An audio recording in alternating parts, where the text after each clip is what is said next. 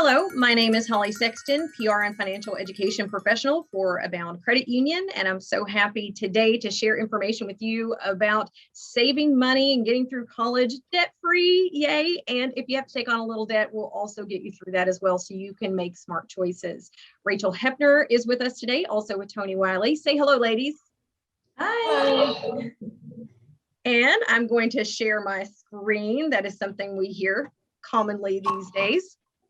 And as I mentioned, my name is Holly with Abound Credit Union, and we say together creating possibilities because we believe when you know about managing your money well, you can make more possible.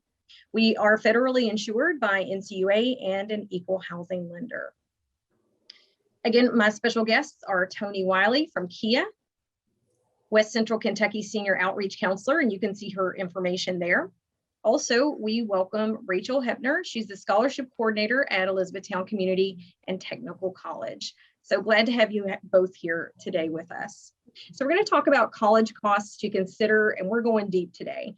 So two panels here, two sides here: education, including what you expect, tuition, school supplies, dues, fees, books, and technology, and then personal costs.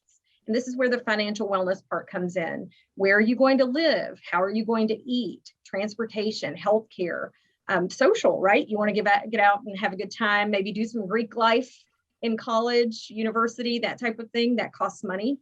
Clothing, laundry, cell phone, all of those things come together to be college costs to consider. So how do we pay for college? Rachel, what are some of the ways we can pay for college? What can we do? The best thing to do, of course, is to look for different types of scholarships. Those should be need-based that we have mentioned, and then merit. So need-based, those are scholarships based completely on financial issues or household sizes, all of those factors. And merit, those are your GPA, things that you did in high school, whether that was volunteer work, clubs, all of those types of things. Of course, applying for federal grants through the FAFSA, we'll talk about that. State institutional grants, work study, a wonderful opportunity. You have your KEYS money, and then also, parents or yourself paying for college, and then different types of student loans. And then there are federal loans and private loans.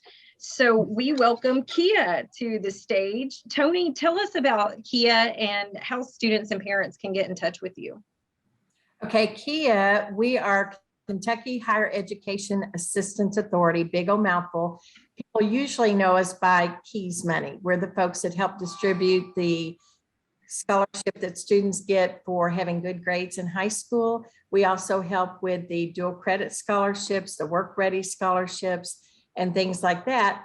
So you can go text outreach to that toll-free number, and it may ask what your age is or what grade you're in. And that way we're going to send timely texts depending on your age with just tips about things that could be coming up this month or whatever. As you get closer to graduation, you may see more of those because a lot more things happen when you are a senior. But we also have publications we send to you, and our website is the same thing, kheaa.com. And you can go on there and click on the tab that says resources, and you can look at our publications. We'll send them to you free.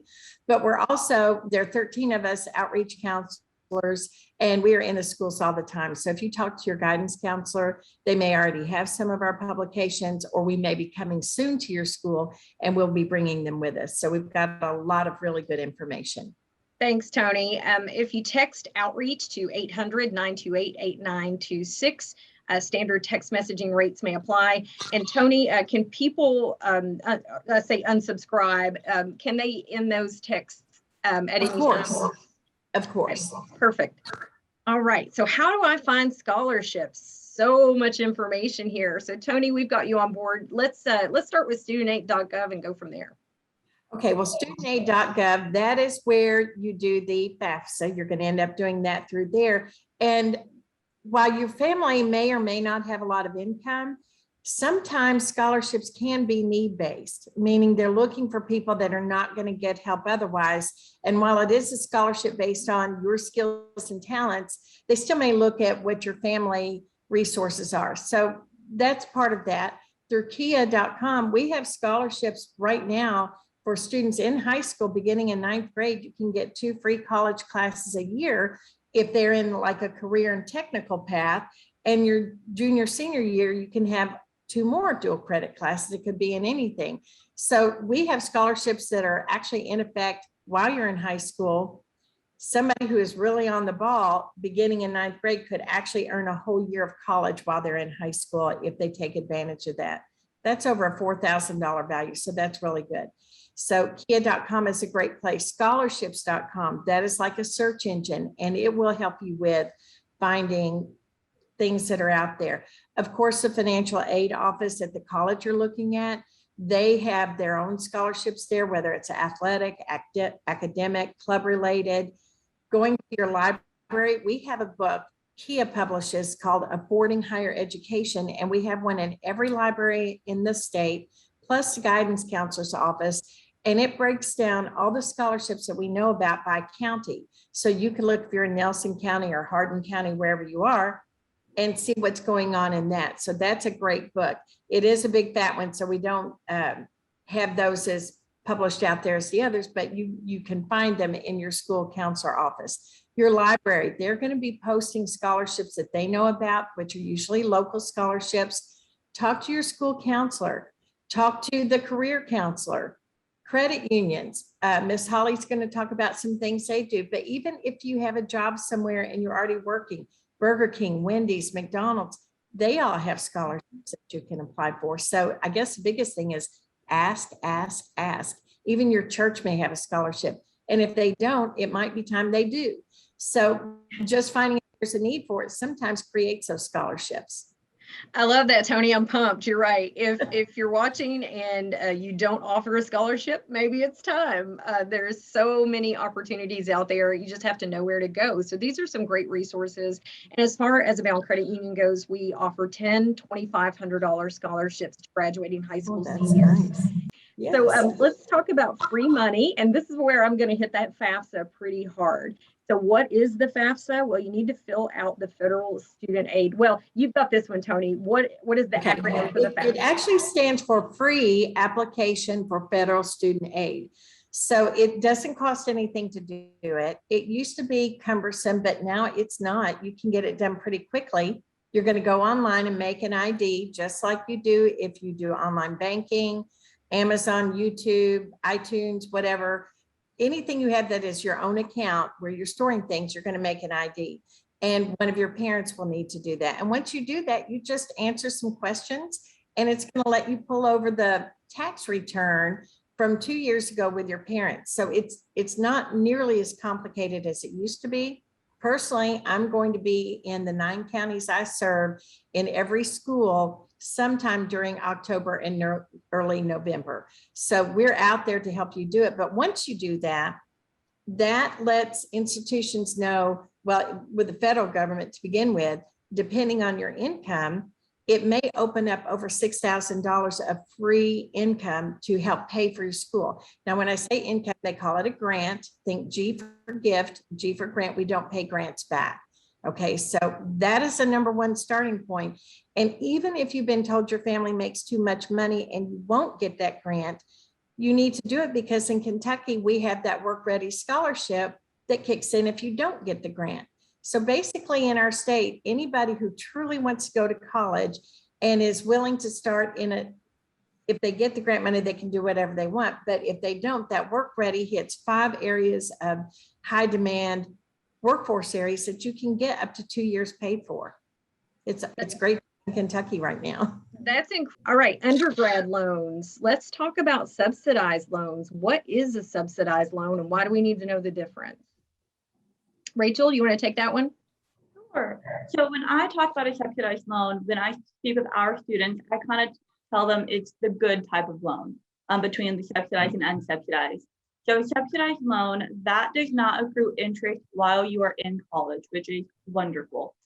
It'll start accruing when that grace period is over and you have to start paying them back. But for that entire time you're in college, no interest is accruing.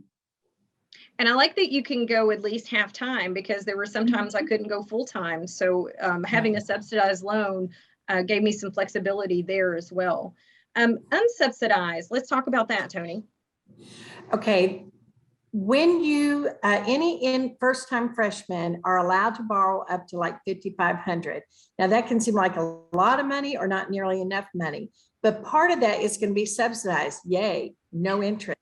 The other part of it is going to be unsub, which means if you borrow $1,000 each year over 4 years, you're not going to just owe 4,000, you're going to owe 4,000 plus interest. And the nice thing about having both of those, say my son only needed 2,000, and when you get your award letter from the college, you've got control over what you're accepting or rejecting. So he's offered that 5,500. He didn't need all of it. He rejected the unsub that would have interest, and he actually reduced the subsidized down to just 2,000, just what he needed. So you do have control over this. We're really trying to let our students know you've got a lot more control over your educational future and your financial future. That's such a good point, because when you see that, you think, oh, well, this is how much money they're giving me. And that's not the case. Just finding Right. out what you need and then stopping there instead of taking out more than you owe. Great point. So there's also Parent Plus government loans. So Parent Plus loans, they have a fixed interest rate, and a borrower pays a loan origination fee. And again, this is where a parent or guardian may come in to pay that fee. But interest does begin accruing as soon as the loan is dispersed. So as soon as you get it, and it continues even if your loan goes into deferment. You can also check out private loans. They originate with a bank, credit union, or other online lender.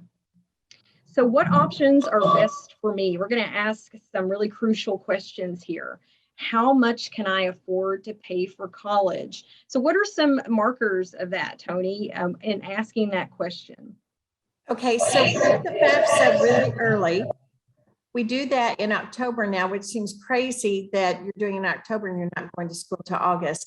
And the reason is so we can figure out how much money do you have to work with. When you do the FAFSA, you're going to find out, are you getting up to that 6,000, which means we've got state grant money that comes in. If your family doesn't have money, you might get over $10,000, depending on which kind of school you're going to, that you don't have to pay back. If you go to a community college, you're actually getting assistance to help you. It covers the tuition and you have money coming back. Or if you have a scholarship you're getting, you could use this free money and scholarship money and be able to go to a larger university and live on campus. What we want students to do is really weigh both. What comes out best depending on where you're going to go? How much money do you have to work with, and what's your gap, and how are you going to fill that gap? Great. That makes so much sense as we go into filling out the FAFSA. So that's the next step. Have you filled out the FAFSA? If you haven't, visit that site we mentioned up here, studentaid.gov. Right. All right. So have I applied for scholarships and other aid? Rachel, this is your, this is where you make the magic happen. So what do students need to know about applying for scholarships, like the how-to, where to go? The best thing to do is whenever you are looking at what institution you plan on attending after high school. So whether that is, WKU, ECTC, whatever that is, it's very important to know what that scholarship deadline is. And a lot of the times it's that January through March, that little window there before you begin school in August. So if you're just now thinking about college, or you don't know and you're like, hey, August is here, I'm starting college, chances are those institutional scholarships are not going to be available. So know those deadlines before you start, because January 1 is big. Ask those counselors, your school guidance counselors, they're going to know those deadlines, and they're going to be in contact with those colleges or help you get in contact with those colleges so you know the deadlines. So how is my family assisting me? And with this question, there's a lot to unpack. So Tony, do you want to start with why this question matters? Okay, so when you fill out the FAFSA, it's going to give a number that says this is how much resource you might have with your family. And maybe it says your estimated family contribution is $2,000. It doesn't mean that your parents have to write a check for $2,000. If you decide to go to community college and you live at home, well, they're housing you, they're feeding you, they're covering your health insurance, maybe even your car insurance. There are so many ways your parents can help. And, I know a lot of times parents don't pay for college. And my son had to pay for his own, he had to own it, but we helped with all those other ways. So that's one way they can help. But the other thing is, if when you become a senior and you start sharing your dream of what you want to do and how you want to make that happen after high school, if you share that with your family, they can help make it happen too, because Christmas time, birthday, graduation, you know, maybe they're going to get you a shirt, maybe they're going to do this, whatever. But if they know that you're really wanting to go to college, sometimes that money kicks up and they add extra just to help you make that dream come true. So don't discount your family. And the more you include them in your plans, the more solid your actual launching into college is going to be, because they're going to help you. That's such a good point, and it gave me a new perspective. I hadn't considered that. So family assistance can be big in whatever capacity your family is Right. able It doesn't have to be provide a that. check. Yeah, Right. exactly, for sure. So can I focus on my education while working? It can be difficult to have a full class load and a full-time job, or working 20, 30 hours a week. So wherein lies the benefit of work study at school versus public employment? Because some viewers of this may not know that work study is an option. Rachel, what do you say? For personal reasons, I loved work study. I was a work study student when I was in college. That was at ECTC and at the four-year university I went to. So work study it's a job on campus. It is just like a normal job. You get a paycheck just like you would biweekly or weekly, however it is set up. But what's great about work study is that you are working for people who know that you're in college. They know you have final exams and tests. So if you go to them and say, hey, you know, I really need to study, I need to take a day off, it's not going to be a huge hassle to get that time. And then also you're right there on campus. More than likely you will be on campus. So if you need that extra study time or whatever, you are right there. You know, you can walk down, get off of work and walk right to the library and study if you need to. Whereas if you're working for a public employment, they may not always be so considerate when it comes to needing that time off that you need for a college student.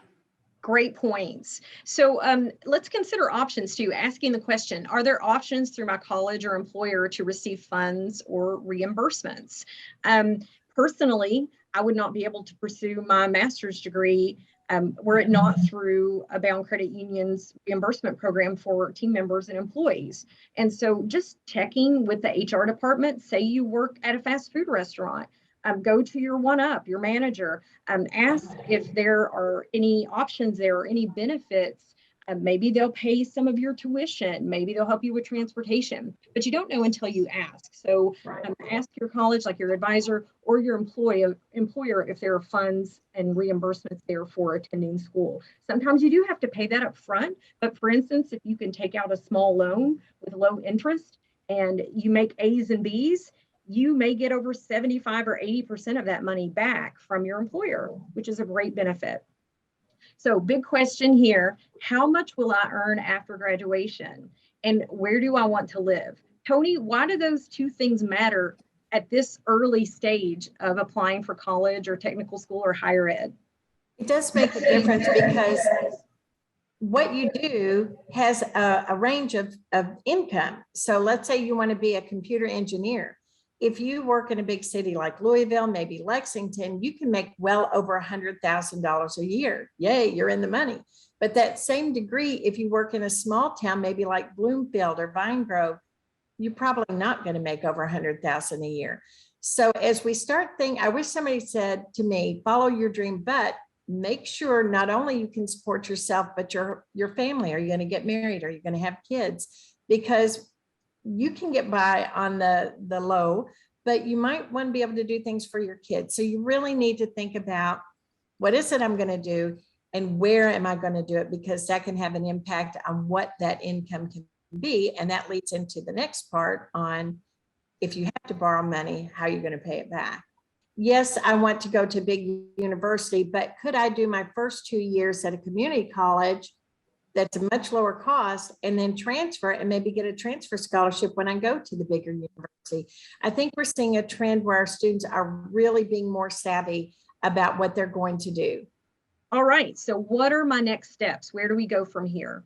Well, we need to exhaust grants and scholarships before we consider loans and get creative. So we utilize those free resources that Tony mentioned through colleges, technical schools, our community, I'm thinking Pritchard Community Center, Place Community Centers, things like that, and your library, just to name a few. Another thing to do is seek financial counseling. When you're an Abound Credit Union member, we offer, if you want it, we offer free financial counseling, and that can include helping you create a budget, helping you manage your budget, and help set financial goals. We'll help you create a spending plan, and over a period of months, adjust that spending plan as you transition from high school student to higher education. So to do that, feel free to connect me. Again, my name is Holly Sexton. I'm at hmsexton@aboundcu.com. I do take texts. You can text me if you're a person that doesn't like to talk on the phone, 270-706-4553. You can also just go through our website, aboundcu.com.